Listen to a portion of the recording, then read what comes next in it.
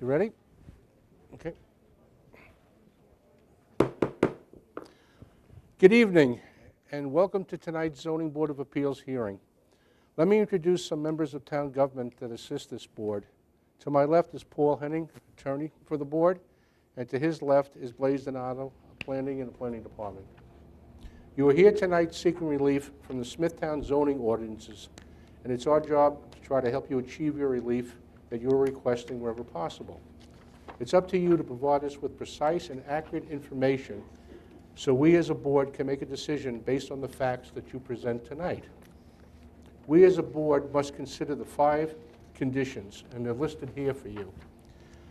Number 1, whether an undesirable change will be produced in the character of the neighborhood or a detriment to nearby properties will be created by the granting of the variance.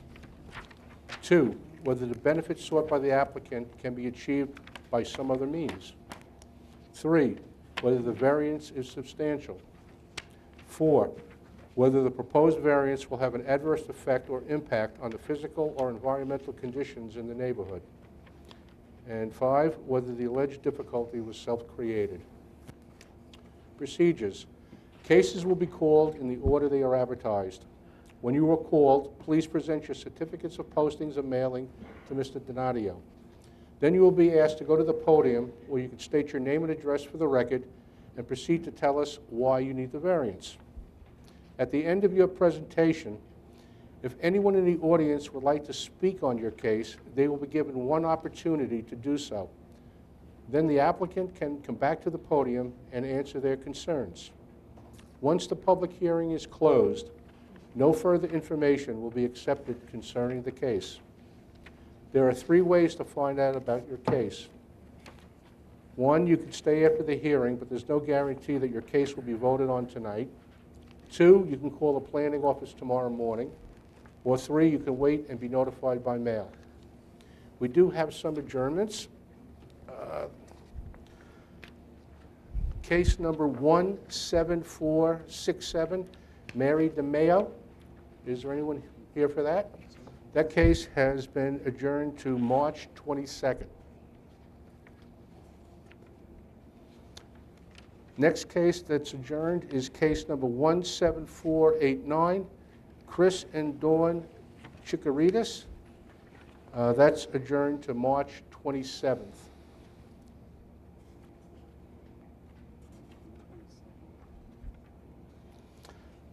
The next case adjourned is case 17495, Cumberland Farms. Is there anyone here for that case? No? That's adjourned to March 8th.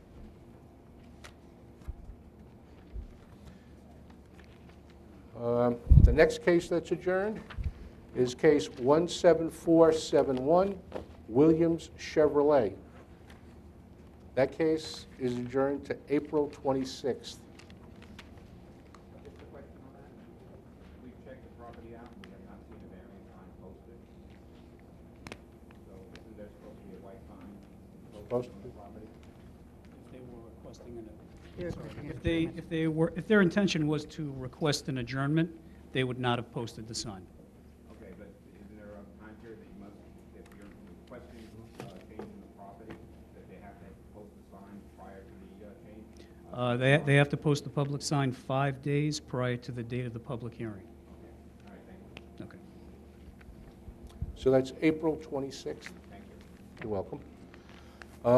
The next case, case 17474, Condon Enterprises.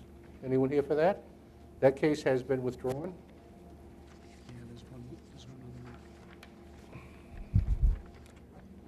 on West Development. West Development? I must have missed that.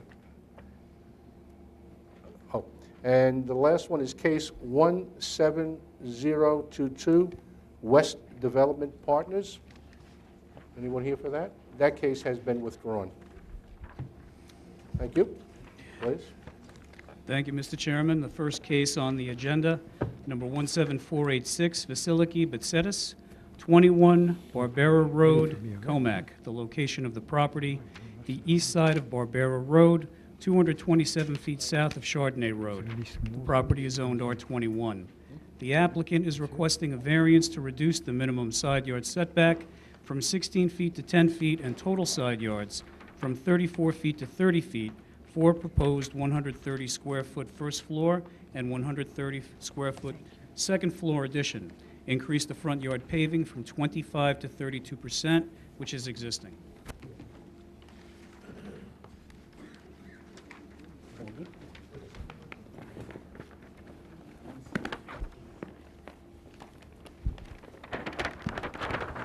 Could you please state your name for the record and spell your last name and your address, please?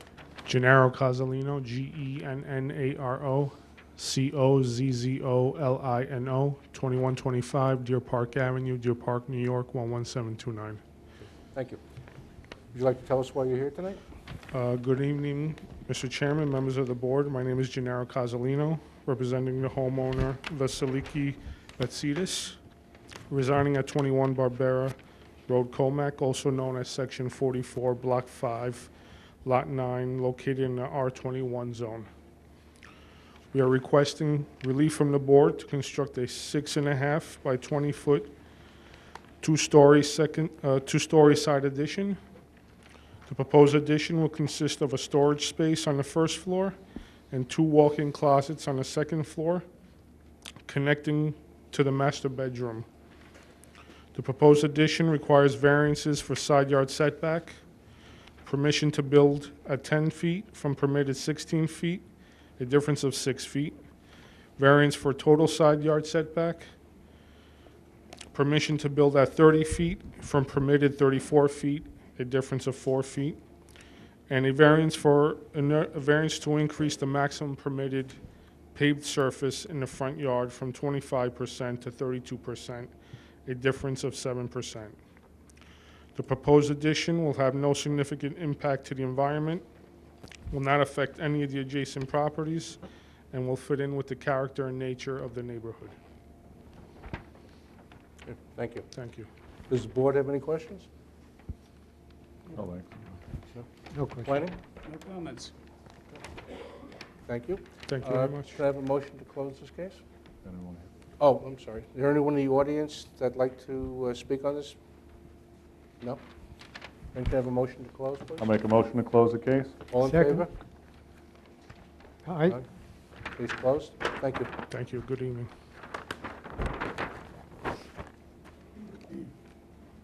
The next case on the agenda, number 17488, Robert Barsany, 205 Holly Lane, Smithtown. The location of the property, the south side of Holly Lane, 255 feet west of Brookside Drive. The property is zoned R21. The applicant is requesting a variance to add to a lawful non-conforming structure and reduce the minimum front yard setback from 50 to 40 feet, reduce the minimum side yard setback from 16 to 15 feet, and total side yards from 34 to 33 feet for a proposed 463 square foot front porch. Good evening. Good evening, Mr. Chairman, members of the board. Douglas Hines, HYNES Design Development Group, Stony Brook, New York, for the applicant, Robert Barsony. May I proceed, Mr. Chairman? Certainly. We've handed up for the board's edification copies of the elevations of the proposed second-story addition with the front porch. Very beautiful improvement to the house. We also handed up a survey of the property with neighboring structures shown, which will become important in your consideration of the 3 variances at bar. I'll address the non-conforming and the side yard issues together since they're related. This house was approved in 1958 with a 15-foot side yard setback on the east side when 16 was required. We've reviewed the town records. It's unclear how that approval took place. There was no variance. And so we are proposing going up with the second floor along the same line of building, not encroaching further on that 15-yard setback. And that is the basis for the 1-foot side yard variance and the 1-foot aggregate side yard variance. That modest expansion on the second floor represents the expansion of a non-conforming structure for want of that 1 foot. We would respectfully submit that both variances, as shown on the survey submitted, would not produce an unreasonable impact on neighboring properties. The existing house was approved at 15 feet and at 33 feet aggregate. No further encroachment is proposed. Same line, same format as we have now. There's a distance, a considerable distance of 42 feet from our proposed addition to the neighboring property to the east, and the distance to the west neighbor is 53 feet to the existing garage and further still to the proposed second-story addition. This is not a substantial request. The benefit is not readily achievable in any other manner since the dwelling is currently constructed and approved at that 15-foot setback. No environmental impact and no self-created hardship. We haven't built anything yet. As to the variance to reduce the minimum front yard from 50 to 40 feet to add a front porch, I note that the house itself is set back the required 50 feet from the front property line. The second-story addition will not encroach any further into that required setback. We do, however, require a variance for the proposed single-story, unenclosed, roofed-over porch, which projects approximately 7 feet into the required front yard, with a further modest encroachment of 3.4 feet for the steps to grade, thus producing the requested 40-foot setback. From the survey submitted showing the adjacent properties, you will note that both of our neighbors are placed much further forward than we are, each by 12 feet. They each have a 38-foot setback. Both will remain further forward than our porch and proposed steps to grade at the end of the day. The house to the east received a variance from this board in May 2015 to allow a 1- and 2-story addition at a setback of 38 feet when 50 was the requirement. Accordingly, we would respectfully submit that the requested relief would not produce an unreasonable impact and is consistent with neighborhood and neighboring conditions. The request is not substantial since it's under 20%. It's an open 1-story structure, actually set back almost 44 feet from the front property line without including the steps to grade. Benefit is not readily achievable in any other manner since the house is already at the 50-foot mark and a front porch would have to protrude. No substantial environmental impact, not a self-created hardship. We thank you for your consideration and respectfully request your approval. Thank you. Does anyone on the board have any questions? Yeah, I got a question for you. It appears as though you have the extended mudroom and staircase adjacent to the garage where the existing breezeway is. And I noticed the only connection between the rest of the house and that space is a door in the rear. What's the intention to use that second floor? It says family room, but is that? I'm going to ask Mr. Barsany to come up and answer your question. I'm more familiar with the layout, the interior layout. Okay, thanks. Could you state your name and your address for the record, please? Robert Barsony, B-A-R-S-O-N-Y, 205 Holly Lane, Smithtown, New York. Thank you. The extension is for family space, a family room, and a second bath. I do have 2 children, and my wife and myself, and we are with 1 bathroom, and we're limited with space, and we're looking to make the expansion for just a family room and a second bath. Okay, thank you. Planning? No comments. Is there anyone here who'd like to be heard on this case? No? Can I have a motion to close the case, please? I'll make a motion to close the hearing. Second. All in favor? Aye. Case closed. Thank you. Thank you, Mr. Chairman. Mr. Chairman, on a personal note, my first appearance before the newly configured board, I wanted to congratulate you on your appointment. And in particular, I wanted to congratulate Adrian Genadio for her distinguished career as chairwoman of this board, a tenure always characterized by professionalism, fairness, patience, and an always gracious manner. I wish you good luck in your continued service. Thank you so much.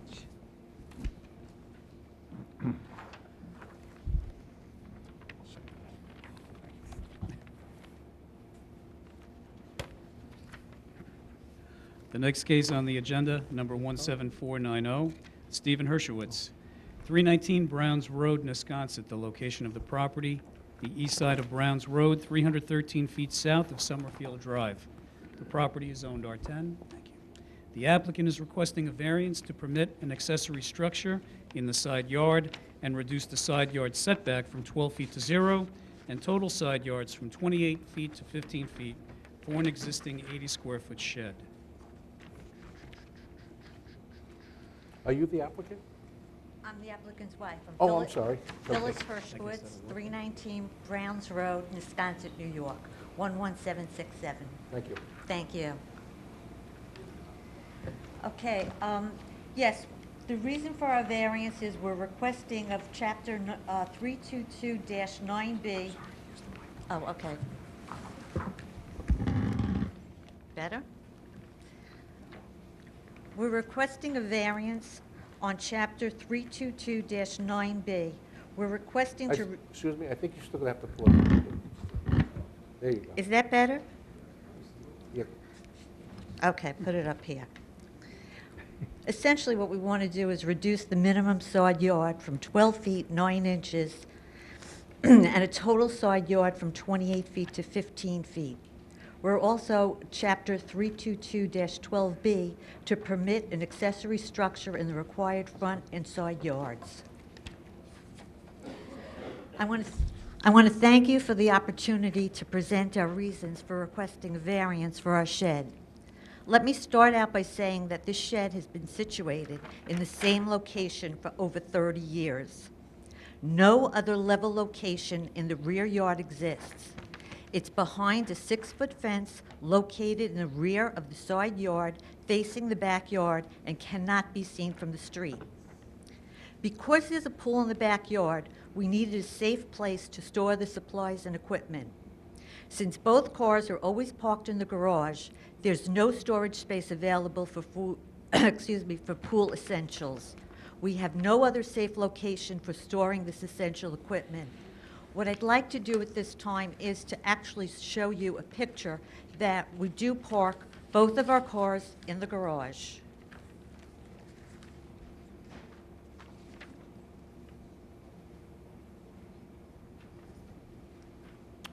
Thank you. Can you go back, please? This way it can be recorded.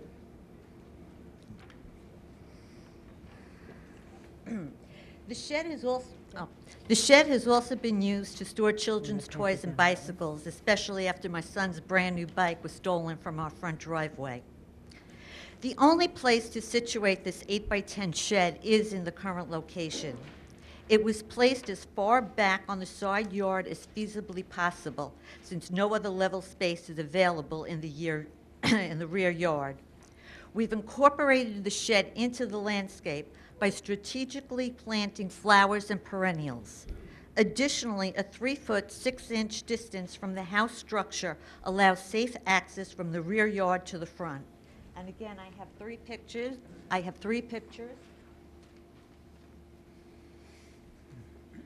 Thank you.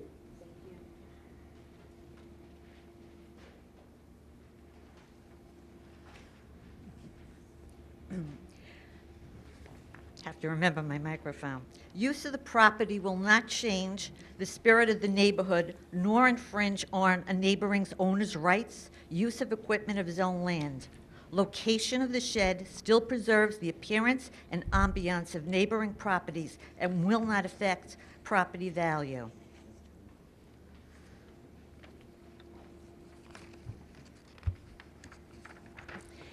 In fact, we have not had any problems from neighbors, most of whom have been living here for over 15 years. The variance would not produce an impact on adjacent properties or the neighborhood because it's an 8x10 wood frame shed used for storage of pool supplies and household equipment. The request is not substantial because the shed is a detached structure, thus not affecting side yards of the principal building and allowing a 3-foot, 6-inch clearance between the shed and the house. The benefit cannot be achieved by an alternate method because there is an existing pool which occupies most of the rear yard and the remaining land is sloped. The variance would not cause an adverse effect on the environment because it is only a wood frame shed which has no environmental effects. The difficulty was created by the applicant because of the need for storage space and constructed in the current location as it is the only level available ground for a shed. We appreciate your consideration. Okay, there has been no choice, as previously mentioned, for location of a shed. At this time, we appreciate your consideration and are looking forward to a positive decision in granting us the variance. Do you have any questions for me? Thank you. Let me ask, does the board have any questions? I do. Do you have any pictures of the rest of the yard so we can verify that there's no other better place to put the shed? Not at this time, no, I don't. I do have a, the survey does show that the pool takes up most of the backyard.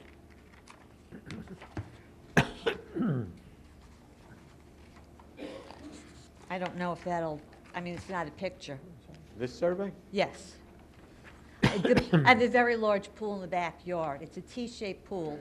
Right. It's 14 by 28 and a 14 by 14. And that was actually put in because that's the only level place for a pool to be put in. When we put the pool in, the pool developer came in, walked into the backyard and said, perfect for a T-shape, because that's the only place you have, and the pool basically takes up that area. Thank you. All right. Planning? Mr. Chairman, the request is substantial. It's a 100% reduction of the side yard. However, not being familiar with the terrain in the backyard, I couldn't make any recommendation as to relocating it somewhere else on the property. Thank you. Is there anyone in the audience who'd like to be heard on this? Come up, please.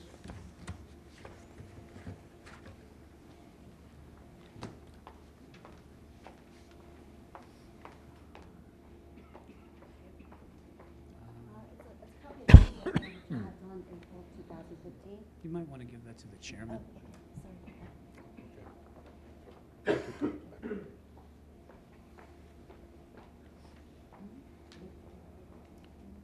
Could you state your name, spell your last name, and give your address for the record, please? Nancy Kruzberg, Kreuzburg, 321 Browns Road, Wisconsin. I'm here because I'm the nearest neighbor to 319. I'm the adjoining property. And I had a survey done in April of 2015, which shows that the Hertzkowitz shed is on my property line. I've heard Mrs. Hertzkowitz mention that there's no availability in her backyard as far as level property because she has a pool, but she failed to mention that she has a gazebo with a hot tub in the rear of her yard.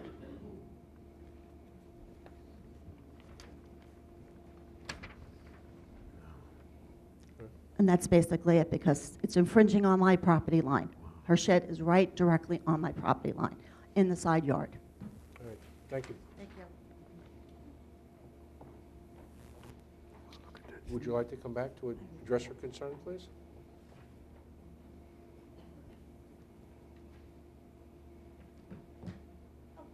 Okay, I'd like to, is this on?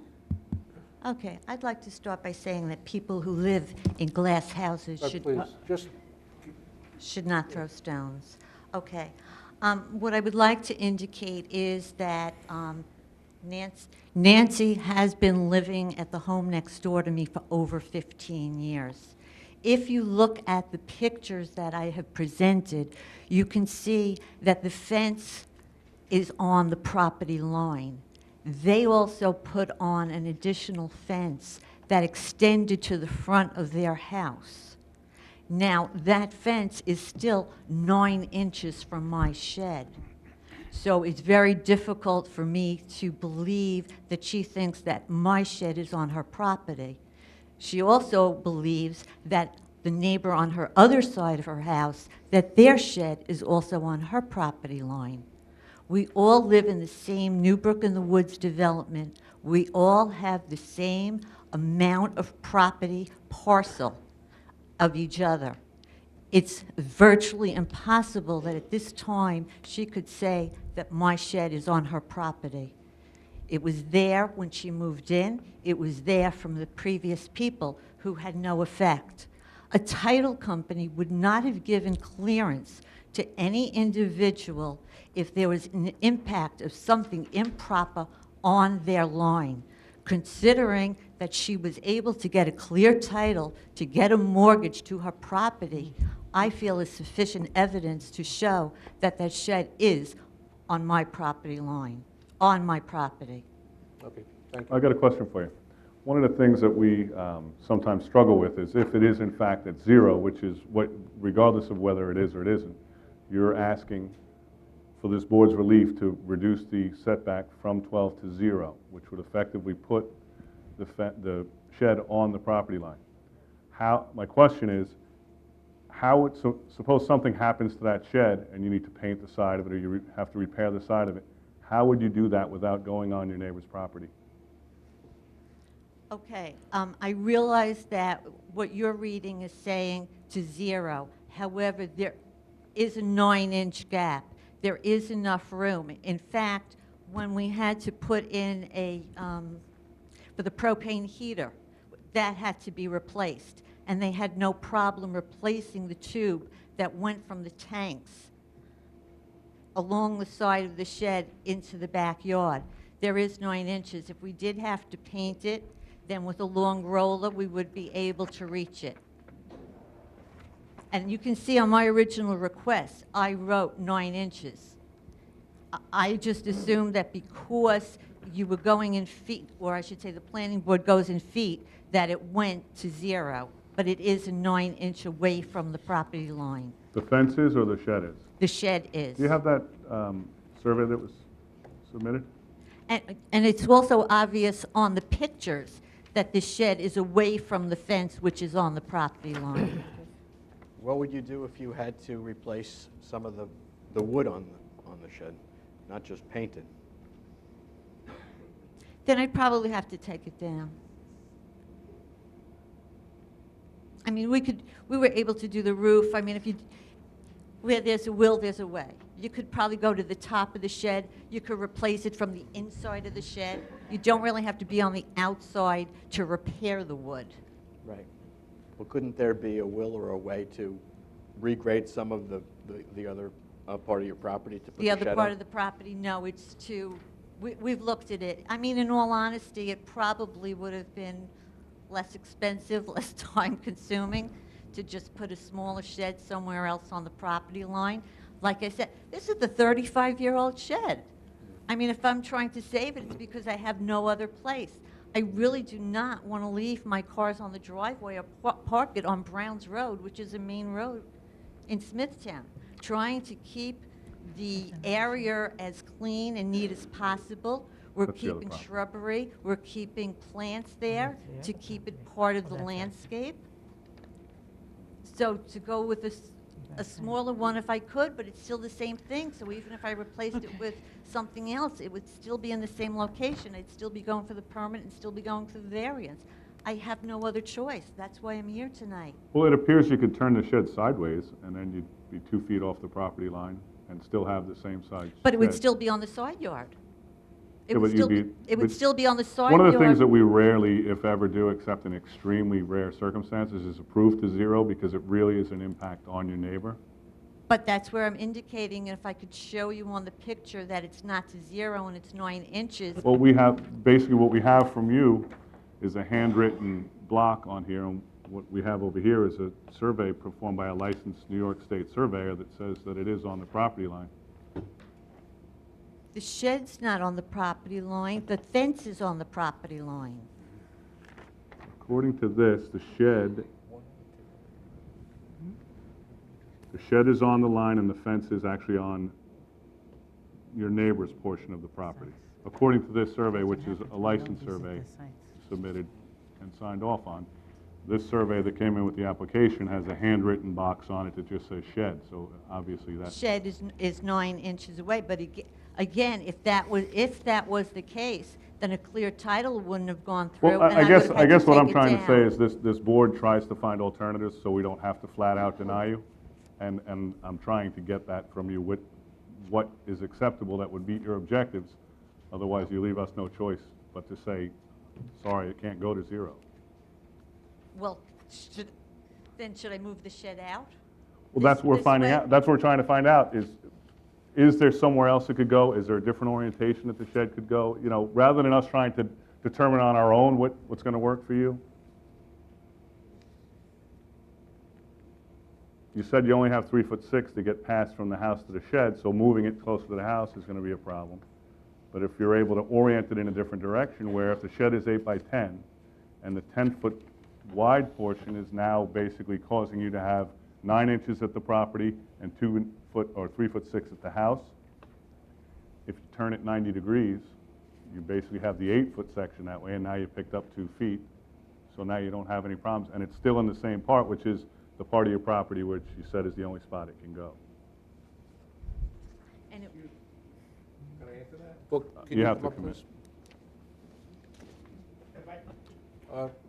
Could you state your If I took name? the shed, Well, could you state your name, please? Stephen Hershkowitz, Thank you. 319 Brown Road. If I took the shed and just turned it around, I'd be right on top of the neighbor's property. The back of the shed would be on a whole side yard, 10 foot into the side yard. No. According to your pictures, the shed's 8 foot by 10 foot, Yes, and right now the 10-foot side 10 Is- foot is coming out coming out. the side. If you turn it 90 degrees, now it'll only be 8 foot deep. So you can move it 2 feet away from How the would I turn property. it 90 degrees? How would I It would, you just turn it. put it on an 90 angle? No, so that the back of it faces your neighbor and the doors face your house. So then the whole back would be showing up against the Correct, property. but it would be off the property And line. I'll be all the way onto the side yard. But it would be 2 feet. I'm not supposed to from put a shed onto the side yard. That's the, But at least it would be 2 feet from the property line. We have the ability, this board has the ability to grant you relief from the ordinance. Now, we very rarely give to zero, so if we can somehow grant your objective and protect your neighbor's rights, and also find a spot on this property where the shed can go, and how far back would my shed have to be from that property, from that fence? essentially it'd be about 2 feet, which gives you the ability, if you have to replace the And I'd shed, or be you have to more paint the shed, or in- something goes wrong, you can get behind it and actually do it. pulled it out 2 feet, then there wouldn't be enough clearance between the shed and the house for safe access to the front. It would be the same. No, it wouldn't. If I pulled this shed back out by 2 foot, And you're and saying- right now I'm only 3'6" from the house, so now I'd only have 1 foot to go to the side, to the front of the house. The shed is 8 foot wide, and it's 10 feet long. If you turn it sideways, it's now only 8 feet in that dimension, so that you can actually move it 2 feet and still have the same exact clearance on the house side. I'd have to build another shed, yeah.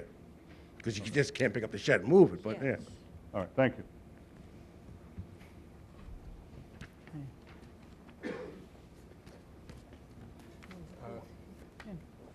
Can I have a motion to close this case? I'll make a motion to close the case. Second. All in favor? Aye. Aye. Motion passed. Thank you. The next case on the agenda, number 17491, Richard and Mary Rose Rafferty, 3 East Street, Smithtown, the location of the property, the west side of East Street, 106 feet south of Lindron Avenue. The property is owned R21. The applicant is requesting a variance to reduce the minimum setback of 2 existing retaining walls from the south property line from 3 feet to 0.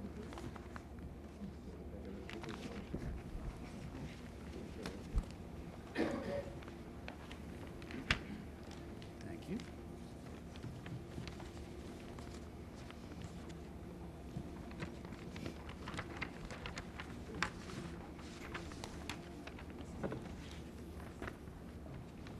Very good. Thank you.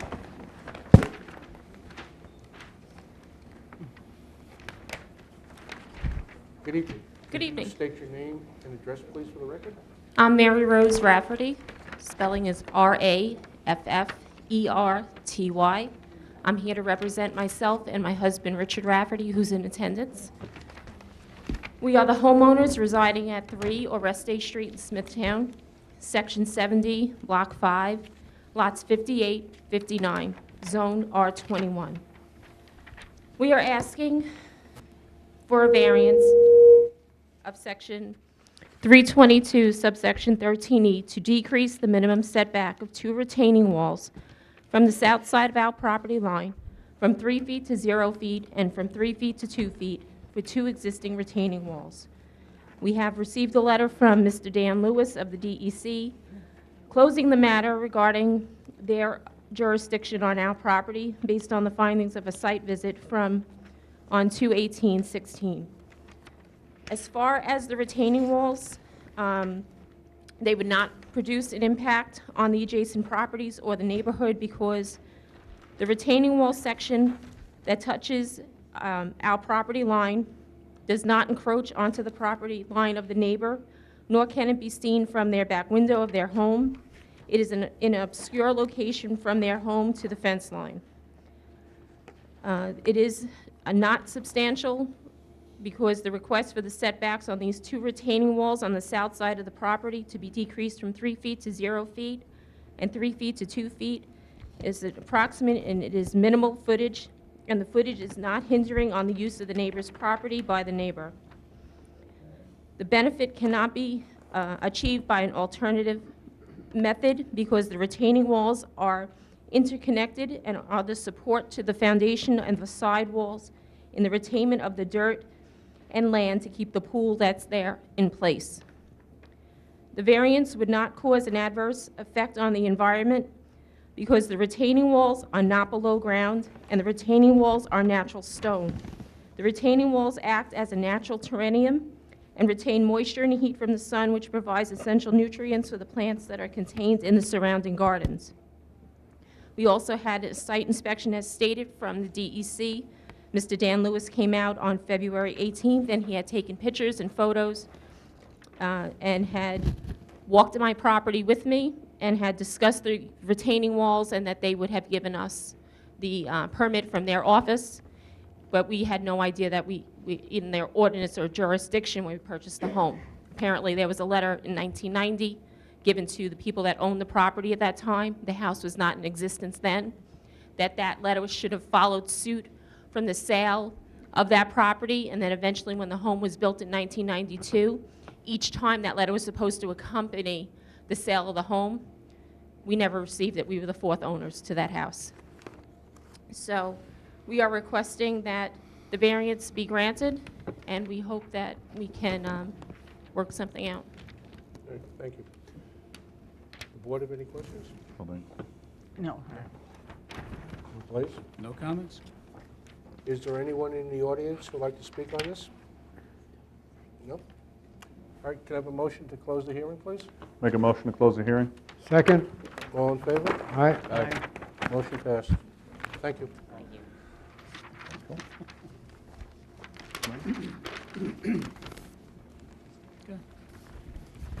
right. The next case on the agenda, number 17492, Joseph, I apologize if I pronounce your name wrong, Portagino? Okay. 26 Adrian Lane, Hauppauge. The location of the property, the southwest corner of Adrian Lane and Sandra Drive. The property is owned R10. The applicant is requesting a variance to permit an accessory structure in the front yard and reduce the front yard setback from 40 feet to 12 feet for a proposed 15 by 30-foot semi-in-ground pool. Permit environmentally sensitive land, depth of groundwater less than 10 feet, to be altered. Good evening. Could you state your name and address for the record, please? Joe Portigiano, Portigiano. I'm the homeowner representing my wife and 3 kids, looking to get the variance, which it says reducing my front yard from 40 to 12. The town calls it the front yard. I call it my backyard because I'm on a quarter property. First I'll go with the environmentally sensitive. Because I'm considered in high groundwater, I had to get a boring test. The groundwater that they hit was at 8 feet. The semi-in-ground pole, obviously the excavation only goes to 2 feet, so there would be no adverse effect on the environment or the groundwater and diverting that water to wherever it would go. It would have no impact on my neighboring properties. The only person adjacent to me that it could affect, the actually proposed location of the pool is getting further away from where there was even a pool previous when I moved in, and that pool was obviously knocked down. So it would be moving further away from that property line. The proposed location, then, there's nobody else other than people across the street on one intersection, and then the neighbors across the street from the front yard. So the location of the pool would be nowhere close to any other neighbors. The fact that I am on a corner property, I'm sure that there are maybe questions about how close the pool would be in terms of sight lines of any drivers. The location of the pool where I want to put it would not affect any kind of sight lines. We're not close to the actual intersection, And if someone deemed that they thought there would be, the entire property line where I have my fence now is going to be wrapped with privacy trees, so there will not be any distractions to any neighbors or any driving passerbys, because it'll be eventually, trees. There's really no other place to put this. I'm not going to sit here and say I don't have space anywhere else. I do have space right behind my house, but there's a lot of factors why I don't want it there. Number one, there are a lot of trees and bushes in that area that I'd have to cut down, on top of neighbors' trees, very large, that hang over my property, which I would have to cut down as well, since it hangs over my property line. And I don't think anybody would like a pool in 100% shade, especially with 3 little ones. So the placement of the pool is in an area where it will get, the majority of the sun, which obviously would be ideal. And did I cover everything? So on the application, is the difficulty created by me? I wrote no, but I guess, yeah, I'm creating the difficulty because I'm asking to move the pool into this area. But again, I consider it my backyard, and I don't feel that it would have any effect on anybody to move it a little bit closer to my fence. Do you have any questions? Thank you. Does the board have any questions? No, thanks. Please. Mr. Chairman, I just wanted to ask the applicant a question. Is it possible, just as a suggestion, can you move the pool or propose to relocate the pool approximately 4 feet further to the west? If you do that, the pool would actually be set back 26 feet from the curb line, which is similar to fencing in a front yard. If you look at the zoning ordinance, it says if you have a fence greater than 4 feet in one front yard, if you're a corner property, you're allowed to have it set back 26 feet from the curb line. If there's a sidewalk on that particular portion of the road, which according to the survey it is. So just as a suggestion, not saying you should, if you could relocate it 4 feet back, you'd actually be in compliance with the 26-foot setback. So towards the trees that are in your backyard, if you moved it 4 feet that way, it would be at 26 feet. If it's possible. I'm not saying that it is or it isn't. Can I look at the plan, because I'm not exactly...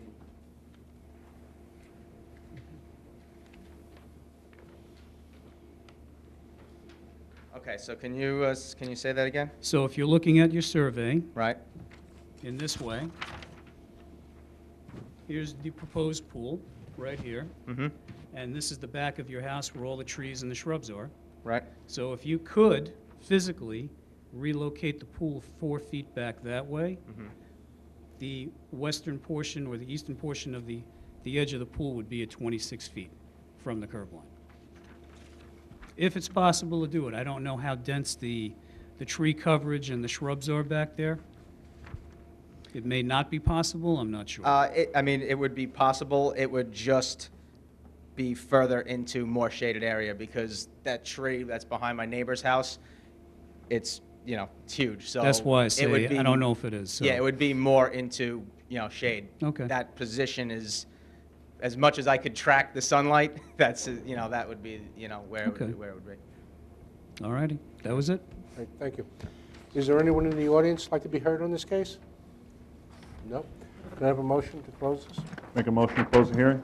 Second. All in favor? Aye. Aye. Motion passed. Thank you. very much.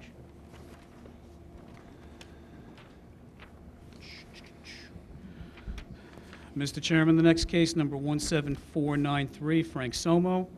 The location of the property is the west side of St. John Lynn Road, 264 feet south of Woodland Drive in Kings Park. The property is zoned R10. The applicant is requesting a variance to increase the maximum gross floor area from 25 to 31% for a proposed 2,633 square foot two-story dwelling with a 442 square foot attached garage. Good evening. Good Could evening. you state your name and address for the record, please? Steve Engels, E-N-G-E-L-S, Principal of Woodhull Realty and Construction, representing Frank Somo and his family. Is Frank here? He's here. Yep. Could he come up, please, first?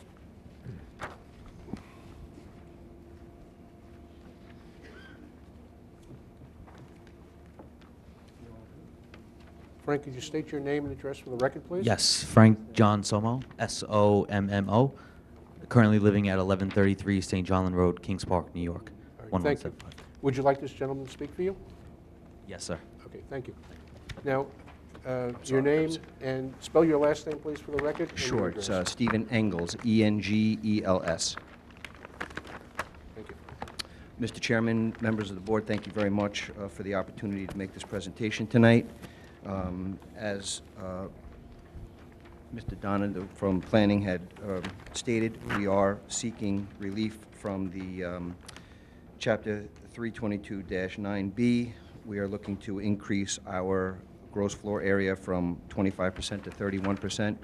When we designed this house, we weren't aware that you guys take attic space into consideration for floor area ratio. And if you were to back that out, we would only really be asking for about a 4% increase in our actual variance relief. It is a brand-new house. The applicant's family deeded this property to him. He's getting married in a very short period of time, and they're going to build a house together and start a family there. The parents are in the audience as well, and they probably would want to come up and say something as well. I've also taken a picture of the house that we built last year over in Miller Place, which they came and saw, and that's how this project came to be. So I'd like to take a look at it. Thank you. Sure. We've worked with the Planning Department, Engineering, and Environmental on this application, and the house meets all the side yard, rear yard setbacks. There's no variances requested for that at all. We actually have approval from all those departments as well as the Health Department, and the only thing that's holding us back from obtaining our building permit is this floor area ratio relief. We don't feel that it's going to adversely affect the neighborhood. Since it's brand new construction, it's probably going to appraise at a fairly high value and would probably increase some of the values in the neighborhood. Some of the houses around the area are equivalent in size, if not bigger, on same pieces of property. There's no environmental issues over there whatsoever. There was some steep sloping over there, but it was determined that it was actually man-made. When they cut the road in St. John's, they put dirt up on our property, and that created the steep slope. That was determined at the Planning Department and Environmental's level. So, Okay. do you have any, I am willing to take any questions from the board. All right, thank you. Does the board have any questions? No, thanks. No. Planning? No comments. All right. Is there anyone in the audience that'd like to be heard on this? No? All right, can I have a motion to close this case? Make a motion to close the hearing? Second. All in favor? Aye. Aye. Motion passed. Thank you.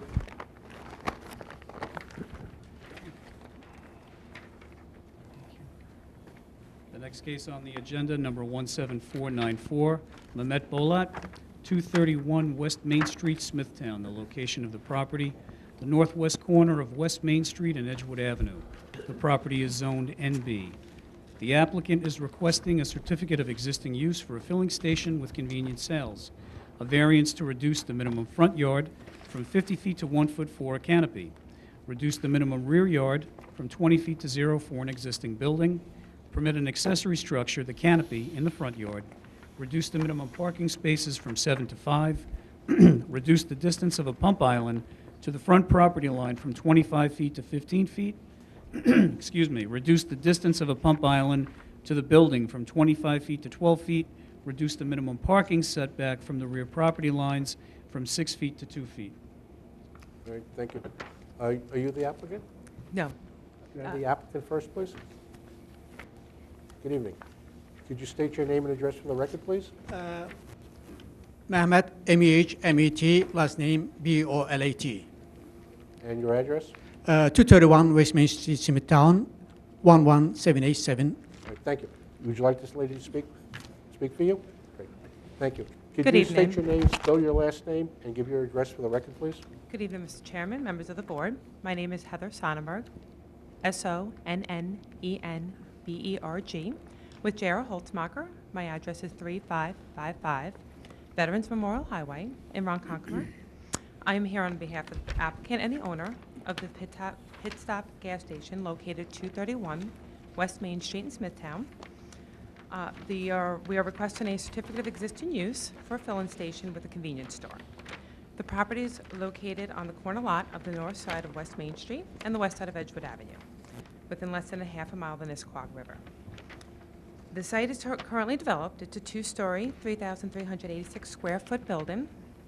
It contains a retail convenience store, a storage area, a repair shop with 2 bays which are no longer in use, an accessory apartment on the second floor, and a fill and pump island. The size of the existing structure and the garage bays are underutilized and inhibit the access of on-site traffic seeking to purchase fuel. The owner is seeking to reduce the overall footprint of the building by removing the entire second floor, approximately 766 square feet from the first floor, which also includes the garage bays. This is in order to construct a 495 square foot convenience store for retail sales, which will be situated within the same footprint of the existing building. In addition, the owner is also looking to install 1 additional pump island and a canopy to cover both the existing and the proposed pump islands. This request for the CEU for an existing filling station will require the 7 variances just specified. To reduce the minimum front yard from a 50-foot to 1 foot, this is to accommodate the proposed 2,360 square foot canopy.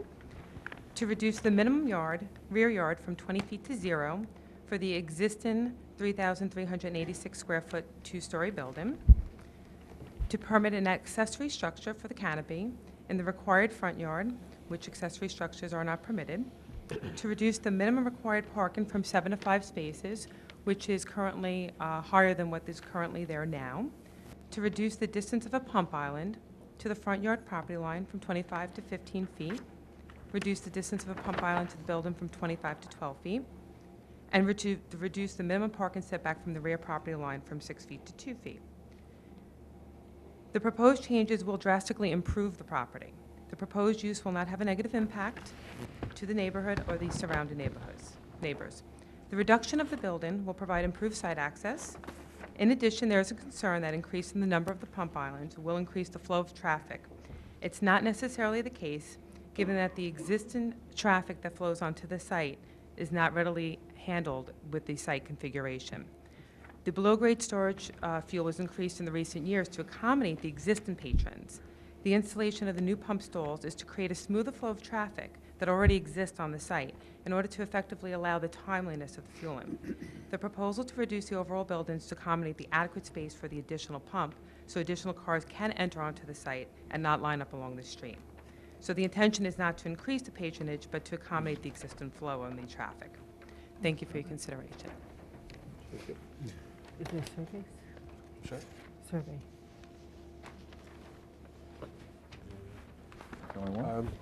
Does the board have any questions?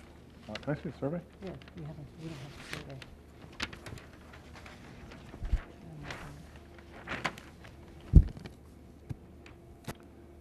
survey. Question for you.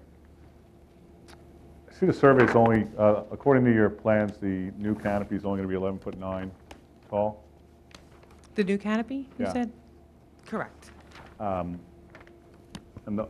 it looks like it's encompassing the entire front yard of the, basically from the building all the way out. Right, all the way out to the front. How would you setback. get a truck in there to fill the pumps? The proposal of the canopy would be to accommodate just the areas over the pumps. The truck actually comes in off of West Main Street and goes along the side. So it actually goes along the side on the westerly section off of West Main Street and would actually go in parallel. And yeah, it would go in parallel to the actual canopy. That's the way they load now. But then they would have to back out onto Jericho? Do you mind if I defer Sure. to the owner? You mean gas truck, right? Yes, What's for the that? fuel. Yeah, yeah. Gas truck. Gas trucks going to west on the Jericho, then coming back to dispenser and between dispenser and Jericho. It's coming back. It doesn't appear, according to the site plan, it looks like the new canopy won't leave any room on the property for a truck to It's get in there. so far trucks coming like this. it going to west, then coming back to between Jericho and Dispenser, right now. I see that, but it does, right now, you don't have a canopy that would keep them, this literally, it looks as though it comes to within 5 feet of the edge of your property. And if it's only 11 feet high, there's no way a truck could actually get on your property anymore. Trucks stopping the out the canopy. We could, let me interject. We could, in fact, if there's something that we didn't take into consideration with the canopy, what we could do is we can do a layout of showing where a truck can access, and if we need to reduce the overall canopy, we can do that, or if we need to raise the canopy, if that's allowable, we could do that. Right. I think that's what we would need to see is a way that it would work, because I don't see how this layout actually works. We can definitely provide a flow of the truck, just to, and if we need to take that in consideration, if it wasn't Thank you. previously, we will do that. Planning, you? Mr. Chairman, as the board is aware, we prepared a memo for the board's consideration outlining our review of the existing station.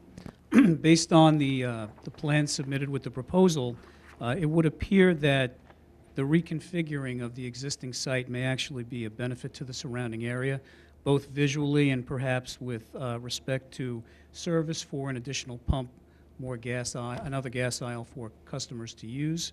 But taking a step back and not realizing that the canopy might actually be too low, there probably will need to be some revision to the plans to reflect that a truck can access the site safely and efficiently, which we were not aware of was the case. One thing, though, that the board should be aware of is that the application is subject to the LWRP. It would have to be reviewed for consistency by the planning department to make sure that it complies with all of the conditions of the LWRP and that there isn't any impact to the river corridor, which is less than a mile away down West Main Street at the bottom of the hill. In addition to that, that's really about it. Didn't we ask for a pet traffic study? And we would recommend that a traffic study be performed, only because with the added pump island, there will be more traffic going into and coming out of the site. There could be an impact to West Main Street and to Brookside Avenue. I'm sorry, Edgewood Avenue. All right? Okay. I'm sorry. Traffic study? And Yes. And a revised plan. Yes, understood. Okay. We will get that to you. I'm sorry? I said we will make sure we get that to you. Okay. Is there anyone in the audience that'd like to be heard in this case? All right. Would you come up, please?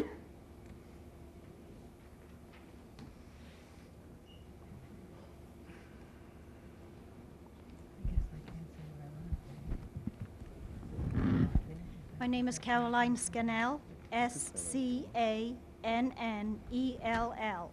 I reside at 14 Dawn Drive. I am a rare bird. I am something called a pedestrian. The traffic in and on that corner is horrendous between the 7-Eleven and the gas station. I live at 14 Dawn Drive, if I didn't mention that. I'm looking at this paper here that I received at 6 o'clock this evening. I think it should have been delivered a lot earlier, at least a week earlier, but I just received it 6 o'clock this evening. And it's saying something of reduce front yard from 50 feet to 1 foot, reduce rear yard from 20 feet to 0 feet. I haven't even had time to look to see what the variances would mean, but I have to walk down that corner and walk across that street to get the train in the morning and to get back at night. The cars shoot out of that gas station and go straight across into the 7-Eleven. The cars make very odd little turns into the various lanes there going south and also going north. They cut across. Everybody thinks they own the road. I think it's a very good idea to do a traffic survey. That corner is very dangerous. Okay. Thank you.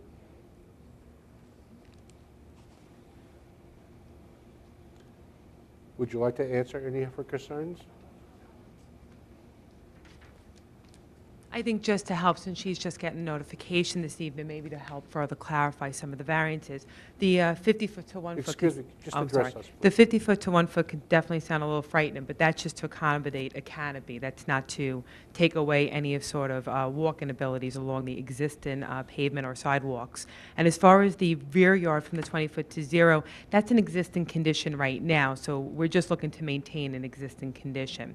As far as the traffic flow, the proposed renovations that are being looked at on the site is to help with the traffic flow that exists today at that site. Hence the reason why we are looking to reduce the building drastically and add the other pump island so that we can move that traffic a little more smoothly. And of course, you know, as requested by the board, we would do a traffic study and of course get the determination of how that would probably increase and decrease the hectic traffic and increase the productivity and smooth traffic flow on the site. So I just wanted to make mention of that to help. I just want to go on to the record and tell you that I am gone through this many times, and I think it's one of the most dangerous intersections in Smithtown. It's very difficult because the traffic on Jericho is coming in from Jericho. They're also coming in from Edgewood. And so it is a very difficult situation for them to come out, coming in from Jericho and coming out of Edgewood. I've also asked, I don't know if you can do this or not, I have also asked that a sign be put up saying no turn on red from Edgewood, so that it's when they come out that way, that they would have to stop at the red light at least. Right, I mean, that wouldn't be under my jurisdiction, that would have to come, I'm not sure who owns that road, if that's a county road, town road. Town road, yeah. Right, if It's it's not a town road, that would have to be something, I'm sure, stipulated from the town. But as far as the traffic flow, and I completely understand that, yes, it is definitely a hectic intersection, but the uses existing and the way it is right now, I think is more hectic than what we're proposing. That's really the benefit of this application, is that we're looking to actually improve the flow of traffic on the site. But if other improvements can be made in addition to that in the area, of course, that's welcomed. Do you think that more people are going to stop at this gas station if there's 2 pumps? Because I don't see it.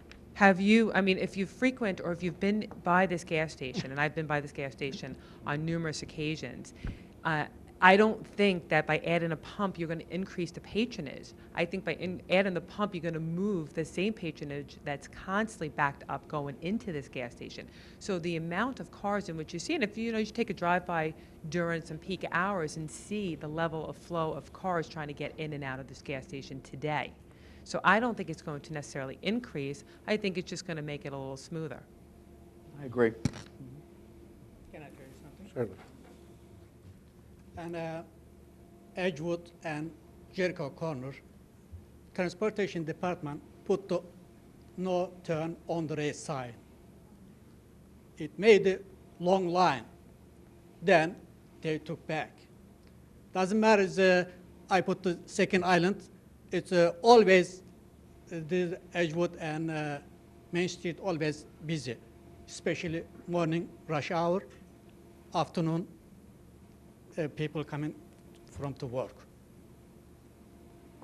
This is different problem, not my, if I add to dispenser, it's not making the more traffic. Doesn't matter 2 pump or 4 pump. This section always busy, morning and afternoon. All right. So we'll leave the case open pending the new survey under the new site plan you're going to submit and the traffic study. Okay, great. Right? Thank you. Okay, thank you.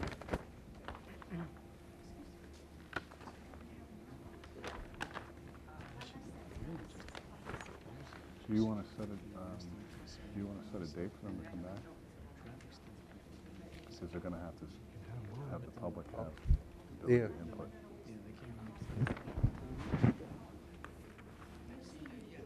Excuse me.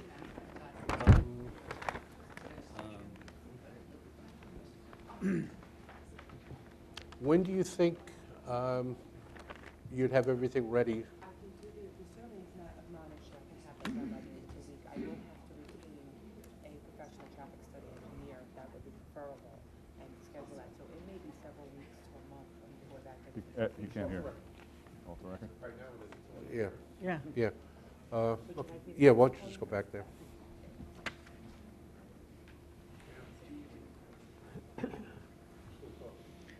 And to answer your question as to when you would expect to receive the revised site plan survey, as well as the traffic study, the survey our office can provide of no issue within the end of the week, either early next week. As far as the traffic study, we will have to retain a qualified traffic study engineer.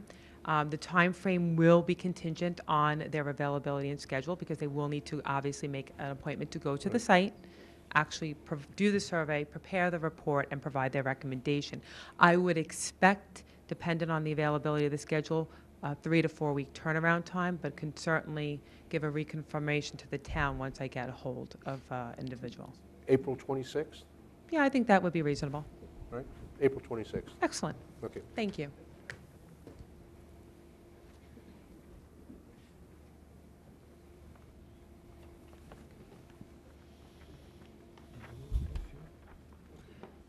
No, come on.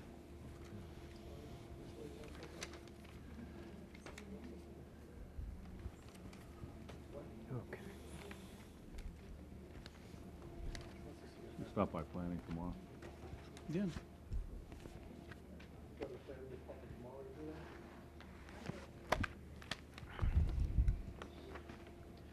We have a copy of the site plan in the file that she can look at. They might have it over there. Steve, you have a copy of the site plan?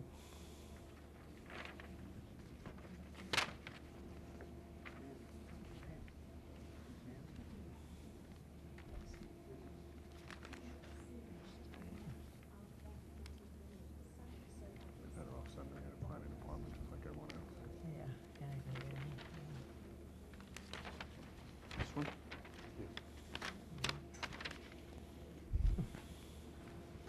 Well, the site plan's going to be amended anyway. They're going to submit a new site plan, which answers some of the concerns, so it might not even make sense to look at this one because they're going to modify it based on the questions that were raised tonight. And that's available anytime at the planning department. They said it'd take them about a week to a week and a half to have it made. Yeah. They're open 9 to 5, 7 days a week, or 5 days a week. Monday through Friday.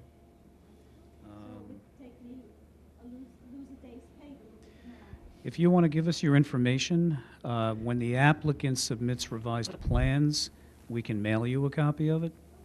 Okay? We won't send it certified. The town won't do that, so. Not in the budget. Not in the budget.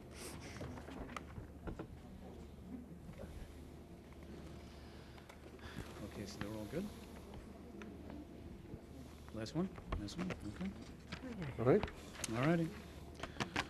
Mr. Chairman, the next case, number 17464, Artis Senior Living, LLC, 1131 Jericho Turnpike, Comac. The location of the property, the north side of Jericho Turnpike, 755 feet east of Kings Park Road. The property is zoned WSI. The applicant is requesting a variance to a special exception standard to reduce lot area from 5 acres to 2 acres. Variance to a special exception standard to reduce the accessory building setback from a residential district from 100 feet to 21 feet. Variance to reduce the minimum landscape area from 8% to 2%, reduce the minimum required parking from 48 spaces to 37 spaces, reduce the minimum front yard from 50 feet to 24 feet for a proposed assisted living facility.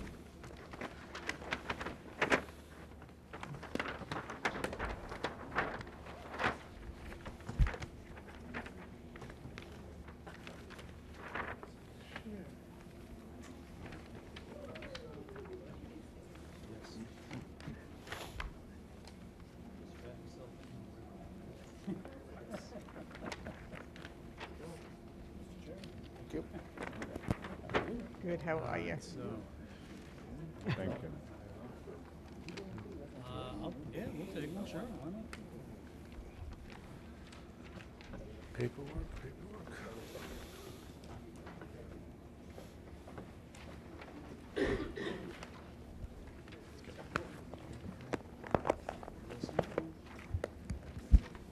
Good evening, Mr. Chairman, members Good of the evening. board. How are you? Nice to see everyone. My name is Anthony Guardino. I'm a partner with the law firm of Farrell Fritz in Hauppauge, New York. I represent the applicant, Artist Senior Living, which is a Virginia-based owner and operator of assisted living communities that are committed to providing the finest level of memory care. Artist's portfolio includes over 25 assisted living residences in operation, planning, and under construction nationwide, and they are dedicated to serving seniors affected by Alzheimer's and other forms of dementia. Artist is the contract vendee. Can you hear me? Is this okay? Can you hear me? No? Okay. I can't. Doesn't sound- Can you hear me now? Okay, there we go. Okay, that sounds better. Sorry.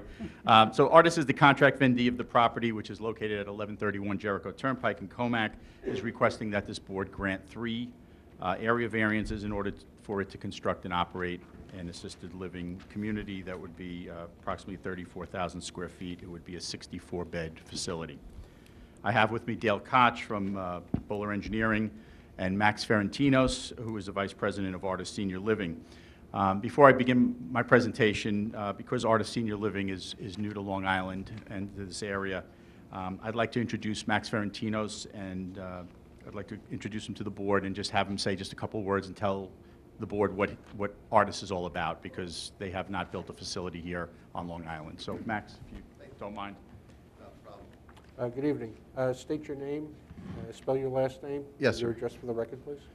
Max Ferentinos, Ferentinos, and I'm with Artist Senior Living.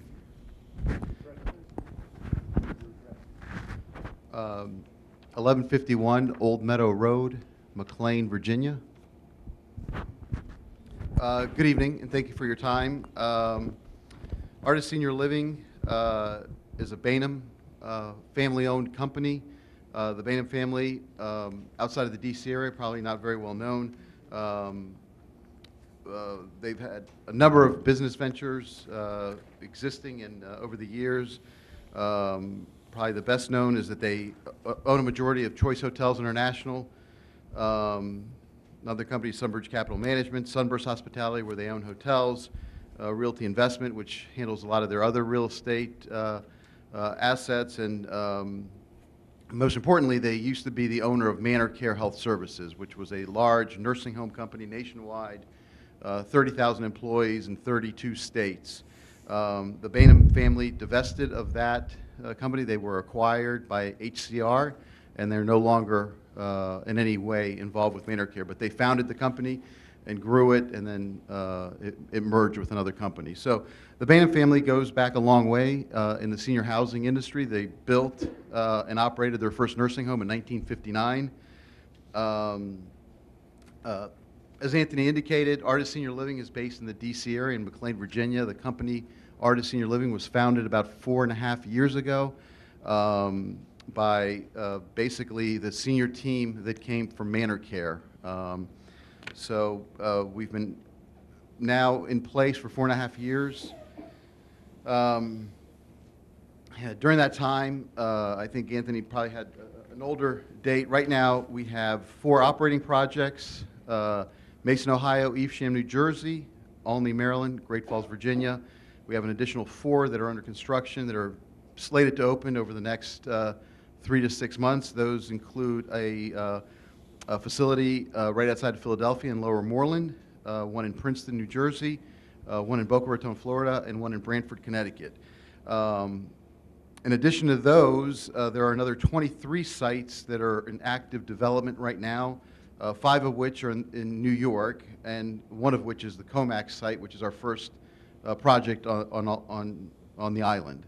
We also have a site that's going through the development process in Briarcliff, New York, in Westchester County. We have another site in Chestnut Ridge in Rockland County, as well as Hastings, New York, and another site further inland in the Cold Spring Harbor area.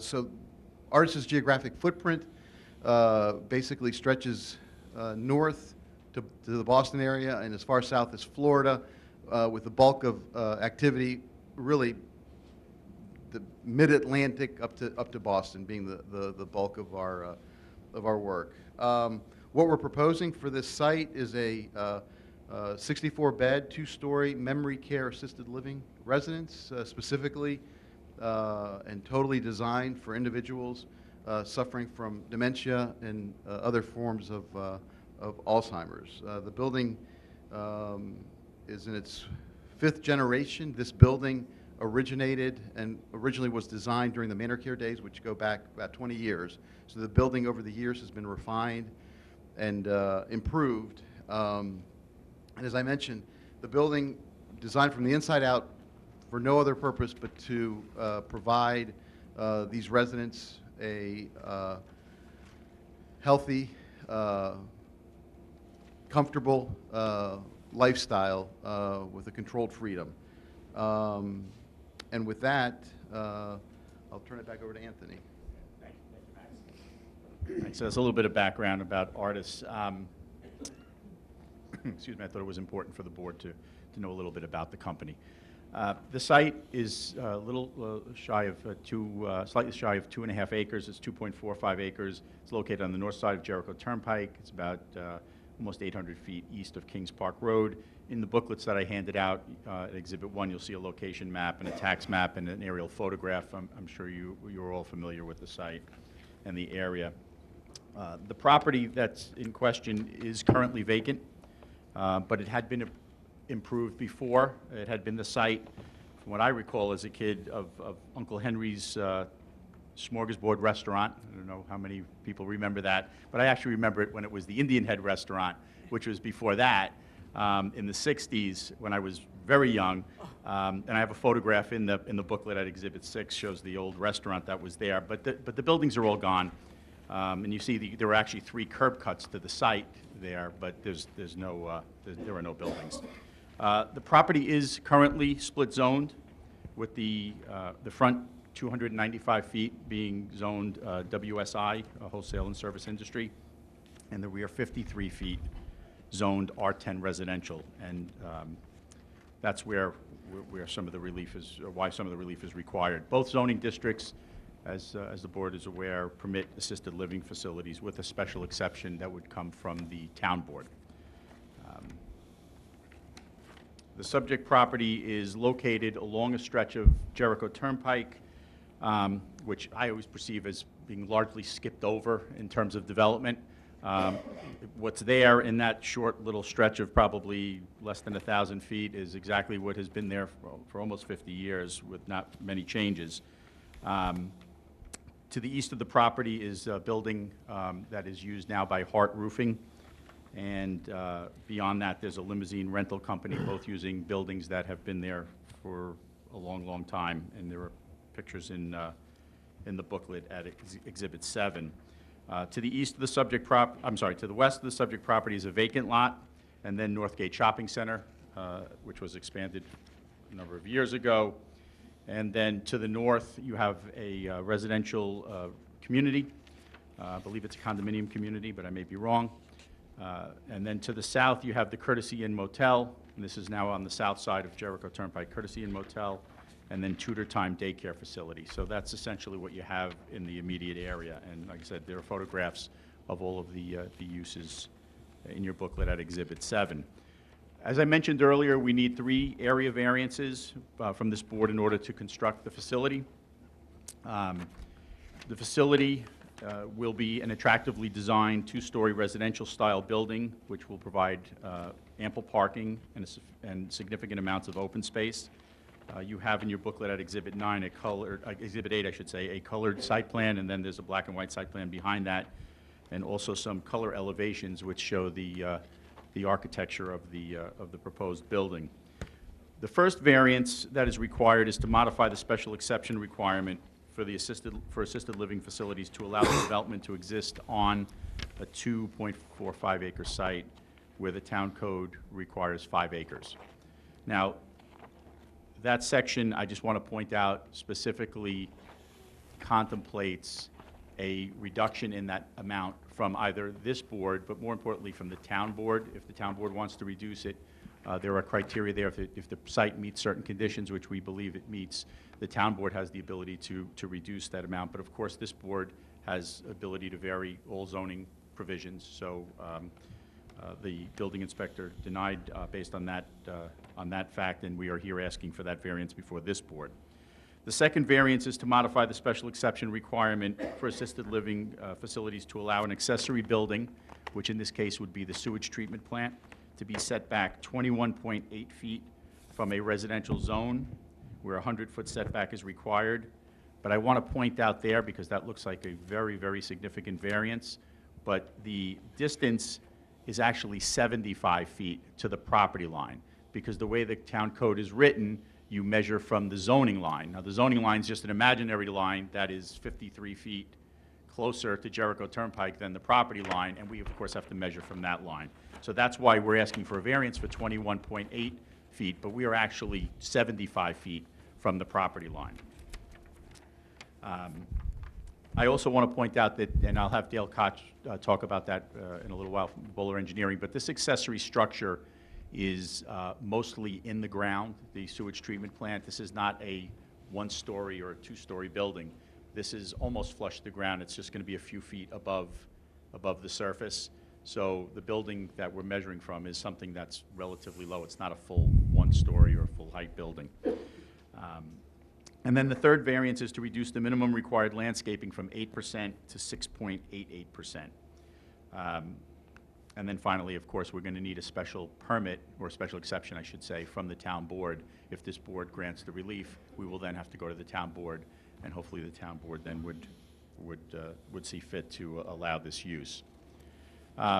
Because this portion of the town is not served by public sewers, like many other areas in the town, the facility will require this on-site sewage treatment plant that will be located in the rear of the facility. The sewage treatment plant will meet or exceed all of the Suffolk County Department of Health Services setback requirements and other requirements for these types of facilities. So again, although we're asking for a variance because we need it to be 100 feet from the property line, for purposes of the health department, they've determined that 75 feet is sufficient, and we meet that.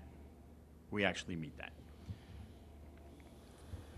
I do want to point out, I'm sure the board is well aware, back on December 3rd, the planning department issued a planning advisory report that was somewhat critical of the plan because of the number and the magnitude of variances that were being requested. Now, when we made this application originally, there were 2 other variances that were required, and one of the variances that we're still asking for was much greater in magnitude. That report encouraged the applicant to pursue reasonable alternatives, such as acquiring the adjacent parcel to the west, or by reducing the number and magnitude of the variances required. My client has tried desperately to acquire that property to the west, and there's just not a willing seller there. So, so that wasn't really an option. So its option, of course, then was to revisit the plan and try to make it a better plan. Now, we did have conversations with the planning department who, and I will let them speak for themselves, who had indicated that they had no objection to the use, and they thought that the use was appropriate, but they had concerns about how much relief we were going to require in order to fit the building in. And again, the original building wasn't that it was larger, it was placed in different areas, and it had some additional appendages and had less parking, so we needed a lot more relief than we need today. So I just want you to know that what you have before you is a different plan than what you had before you when we adjourned this back in December. It's a different plan.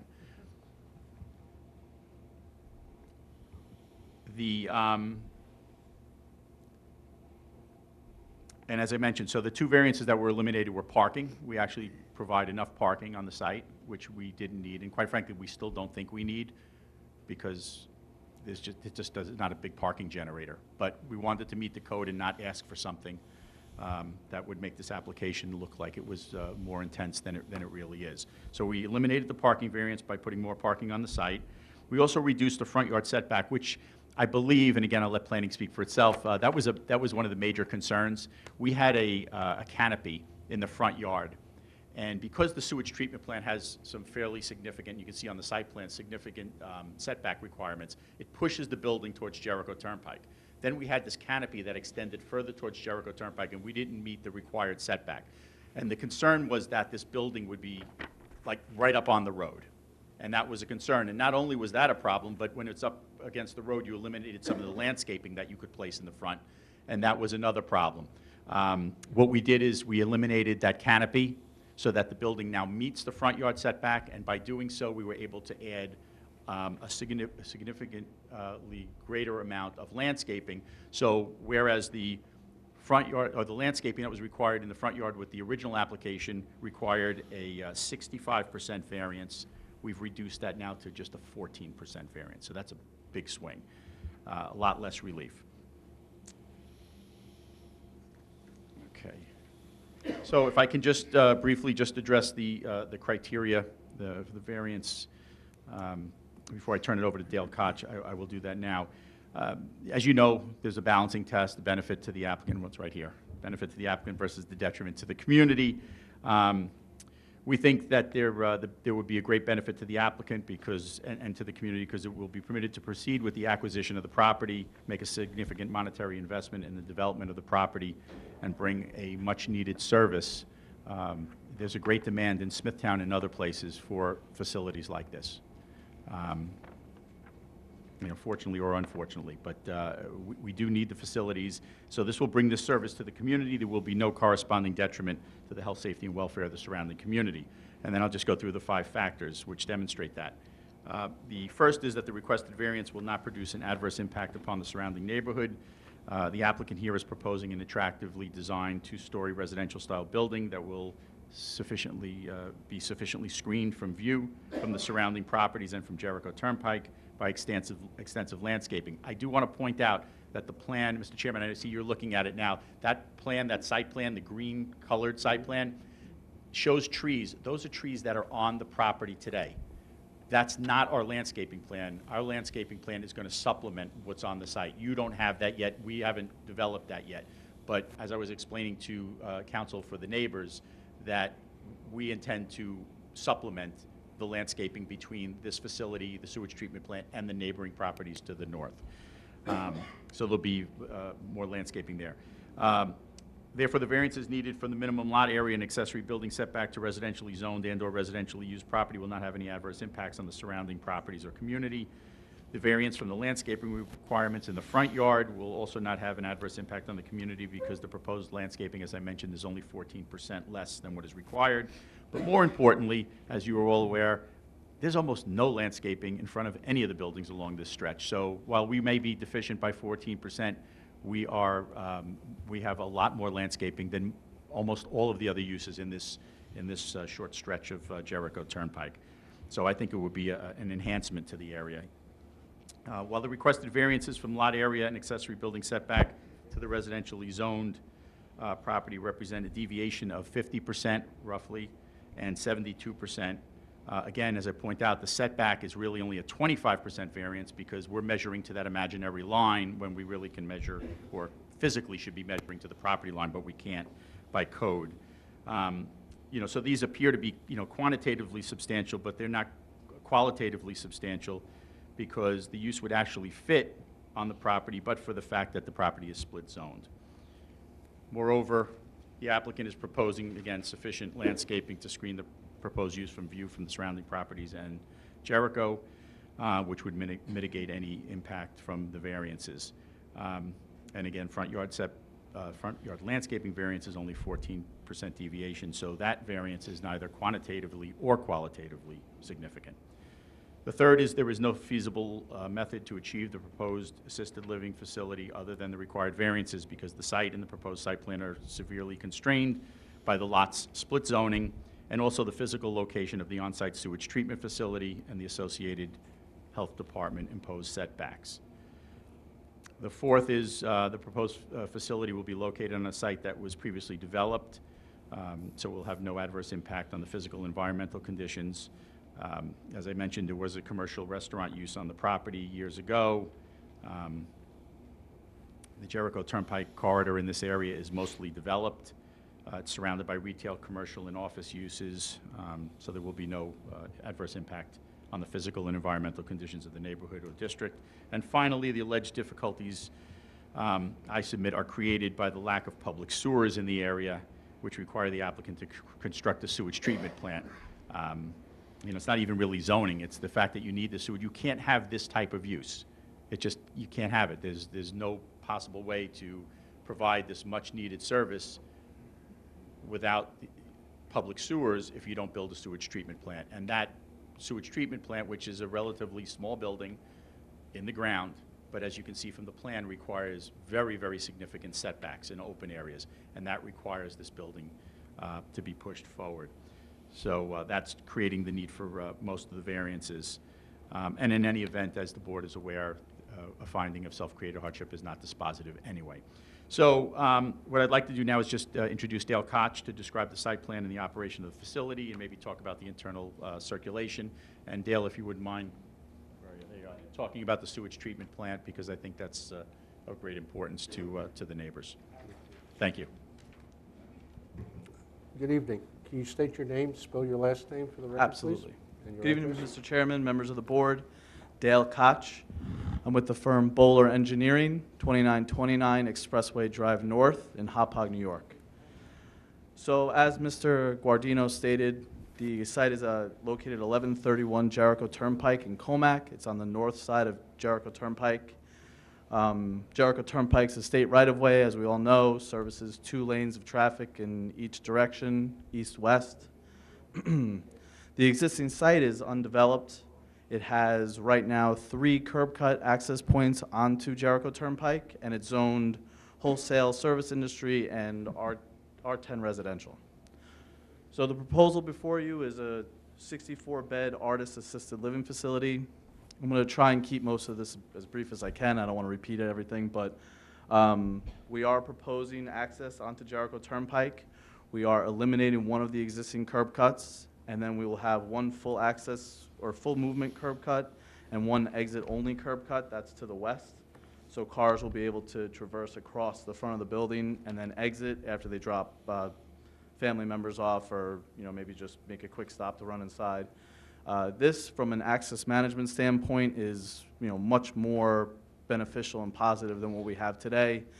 Going from 3 full movement curb cuts to 1 full movement and 1 exit only is a significant improvement along that roadway. Not to mention the design of those curb cuts. They're actually spaced 200 feet apart from each other, so it's a favorable design in the DOT. You look here, it's 195 feet between the 2 curb cuts, so there's plenty of room for movements and cars to be able to enter and exit the main driveway and then exit that egress only.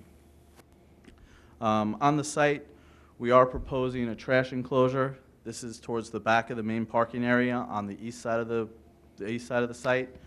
Based on some discussions that we had outside, we're going to talk about, or we're going to move that trash enclosure a minimum of 100 feet away from the rear residential property line.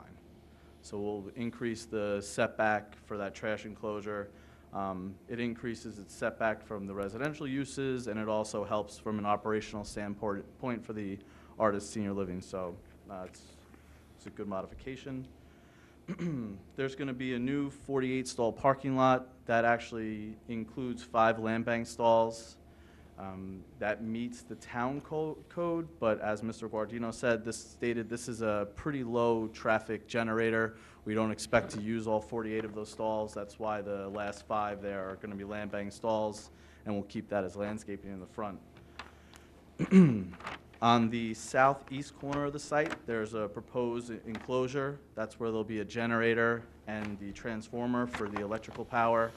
That also will be screened with some landscaping. We haven't designed the landscaping plan yet, but we plan on screening all of that with new arborvitaes and other types of bushes, so you don't even really notice it when you pull into the site. There will be all new landscaping. The landscaping itself will be about 63,000 square feet. That's 1.45 acres. So when you talk about the size of the site and the area requirement that we're requesting a variance for, we're proposing 1.45 acres, leaving an acre left for development. Now, some of that 1.45 acres is for the setbacks of the sewage treatment plant, but it's still a pretty significant amount of landscaping and green space for new development on Jericho Turnpike. There will also be a 6-foot-high privacy fence that goes around the entire perimeter of the site. And then no, I'm talking about the perimeter. Sorry. It's a 6-foot-high chain link fence that goes around the entire perimeter of the fence. And then for the operations of the living facility itself on the interior of the site, there's an 8-foot-high fence, and that's used for security purposes and for the people who are actually using the facility to be able to go outside and enjoy the open green space, but also keep them in a secured, safe area that the people operating the actual facility can make sure that they're not walking out into the parking lot or God forbid they're going out into Jericho Turnpike. So there's actually 2 fences. You can look, I don't know if you can see on the colored site plan, but it almost looked like a gold line that borders the setback for the sewage treatment plant. That's that 8-foot-high security fence, and then along the whole perimeter of the site is a 6-foot-high chain link fence with privacy slats. So just to kind of talk about the sewage treatment plant, now we are still designing it. It's in the design phase, but I do have some preliminary information that I think is pretty important to talk about as far as the environmental aspect of this project. It's a BEST system. It's a new system. The Suffolk County Health Department has approved 3 of them on Long Island right now. The Health Department actually, after going back and taking a look and going into a little bit more detail with this site, they recommended this particular system. It is incredibly efficient when it comes to reducing the levels of nitrogen that are emitted into the groundwater or into the ground. And as we've all read in Newsday recently, the biggest issue with these on-site septic systems that we have in every single house in Suffolk County, because there are no sewers, is the nitrogen levels getting into the ground and making its way into a lot of the streams and rivers down on the South Shore. This does a very, very, very good, efficient job of reducing those nitrogen levels and getting it down below, well below what it would be if you were to actually just have a regular sanitary underground septic system. It's the majority of the system is underground.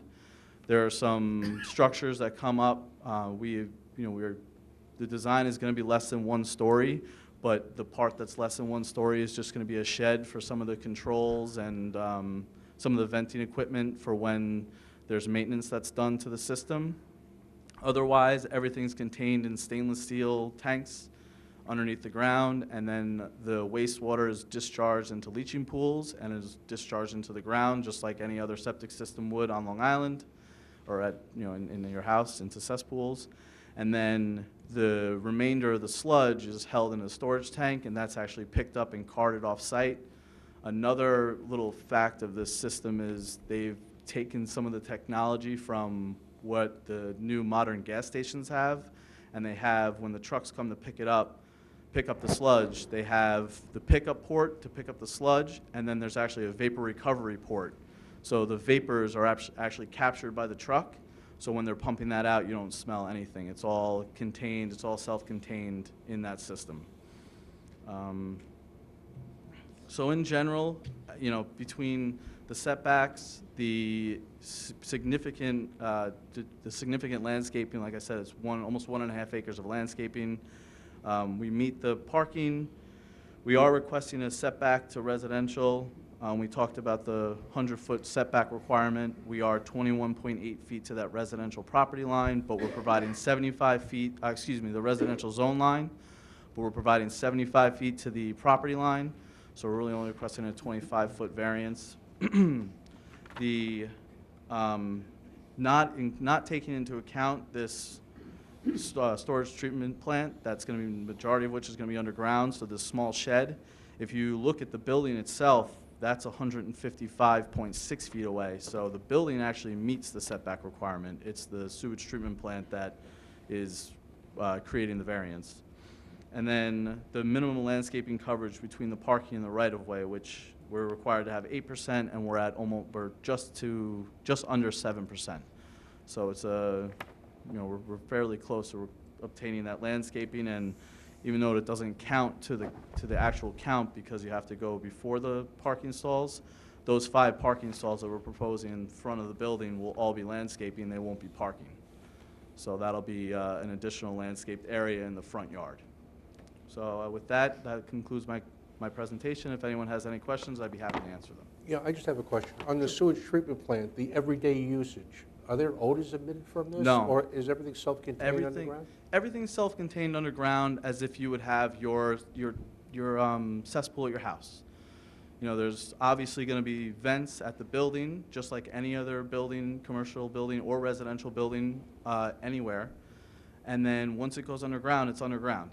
The only time there's any type of activity that's above ground is really when they go to pump that sludge tank out. But like I said, the new technology, there really aren't any odors that emit from that activity. Thank you. I have a question for you. I don't know if you'd be the best one to answer to maybe planning. A lot of these special exception applications we see require a 6-foot fence at the district boundary line. Is that not a requirement with this use? It is a requirement within the code, but generally when you have a property that's split zone, the fence will actually be moved back away from the district boundary line. So there's no need to ask for a variance for that then? Correct. Okay, thank you. Anybody else on the board have any questions? No. Planning? Mr. Chairman, Anthony and Mr. Koch certainly did an impeccable job of representing the application. I really can't build on that. The only thing I would like to do is just make 2 comments with respect to the use in the property.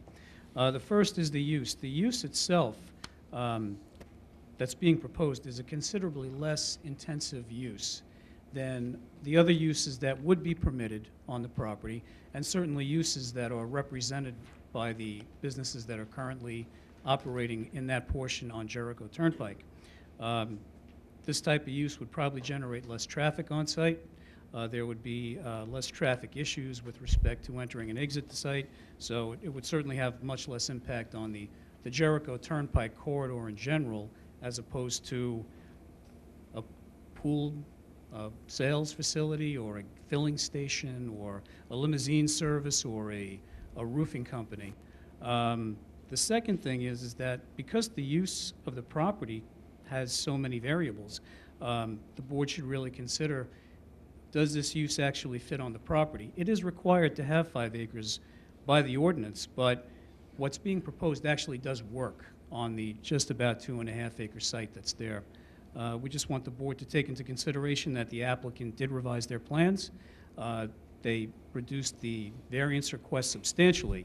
They eliminated a parking variance, they eliminated the front yard setback, which in our opinion was probably the most intense variance request that they were making originally. The landscaping has certainly been increased by a dramatic amount, and I would like to point out, as Mr. Koch did, that the building itself does meet the setback requirement for the zoning ordinance. The only issue with the variance in the rear yard is the chromoglass system. Now, I'm not a waste management engineer, but from my understanding, the way a chromoglass system works is that because it is mostly all underground and you have a very small structure above ground, which is really for managing and maintaining and operating the facility, that visually it would be the equivalent, as he said, of having a shed in the rear yard. So that variance, we feel, based on the type of system that they're proposing, would not have a substantial impact to the residential district behind them. Okay, thank you. Anyone in the audience like to be heard on this? If I can be heard? Certainly. Could you state your name, spell your last name? And My name is Thomas Vicedomini, Vicedomini, at 357 Veterans Memorial Highway, Comac, New York. I'm here on behalf of Pinewood Estates, which is the property owners to the north of the subject property. It's a development back there. We have 15 members of the community here in attendance. And one of the concerns we had is we didn't have much information about this project. And today was informative, but we still have questions that have to be addressed. The first is, it's striking that you granting a variance for 5-acre zoning to a 2.5-acre or less than 2.5-acre zoning. I assume there's some precedent for that. I haven't researched it, but it is of concern to the community. Why is this size project permitted on a less than 5 acres zoning? I don't know the theory behind it, but I don't know if there is any other precedent. As far as the design itself, there was some conversations between myself and members of Mr. Guarino and the other members that spoke tonight, that we were very concerned about the sewer treatment plant. The sewer treatment plant, yes, they're saying it's 75 feet, but it's my understanding that it was a 100 feet requirement, and they're asking for 25 feet of relief. Forgetting about the 21-point change for the residential zoning. Our property begins 75 feet from that sewer treatment plant. We had asked that there be, I'm not familiar, and the community members are not familiar with the system described by name, and we do request information about that system. One of the things that I did request in our discussions outside is that any opening to that building, because there will be an opening, would be not facing the north. It would be facing the south, their structure. Because I understand that it is not completely sealed, some discussions of whether that's the case. Perhaps Mr. Koch can comment on that. All right, he'll come back when you're done. But that was one of the areas of concern for the community, because they're concerned about noise, they're concerned about odor. We aren't sure when they talk about the removal of the sludge, is the frequency of that once a month, once a week, once a day? I believe if my understanding was once a month, but I'd like some confirmation of that as to the frequency of the removal of the sludge, which would potentially add to the noise when they're picking it up and potential odor, whether it's supposed to be designed to contain that odor, I don't know. But that's the concerns of the community that are most affected by this project.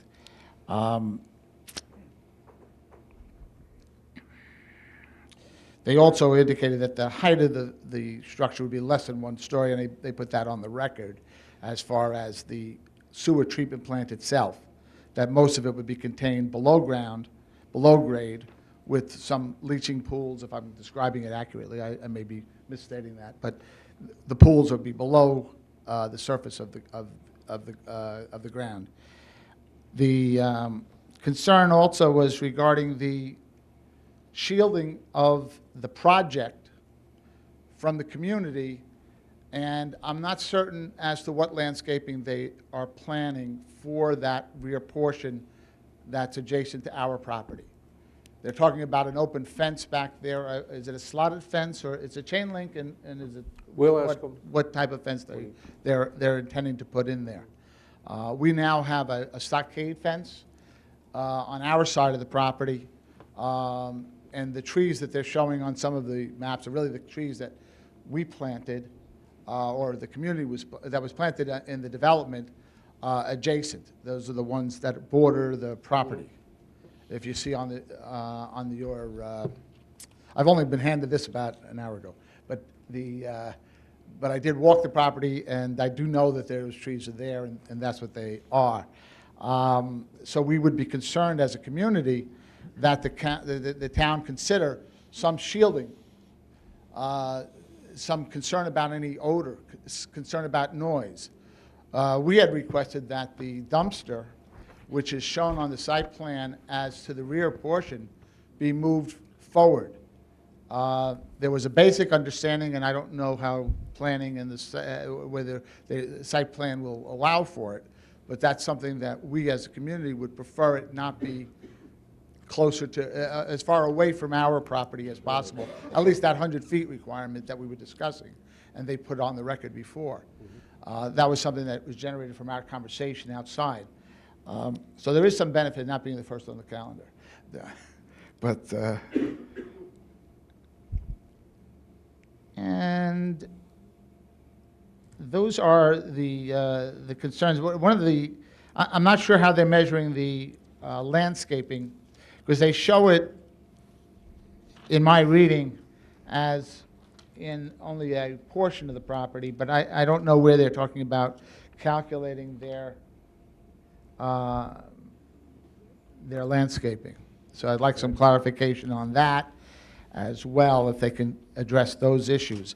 If it's at all possible for the developer to provide us some information about is it Chromacast system, or is it a BEST system? Did I mishear that? We'll ask them. Like I said, Okay. once he- Well, that was one of the things we were concerned about, and a commitment on that. Those are the points I had. I think we may have members who are wanted to come up. Did anybody want to add? I had Jane Lombardo that had asked to speak, and a Bob Bullock. I don't know if they still want to speak. All right. Does anybody else want to come up? Oh, excuse me. Can we just take a 10-minute break while I change the tape?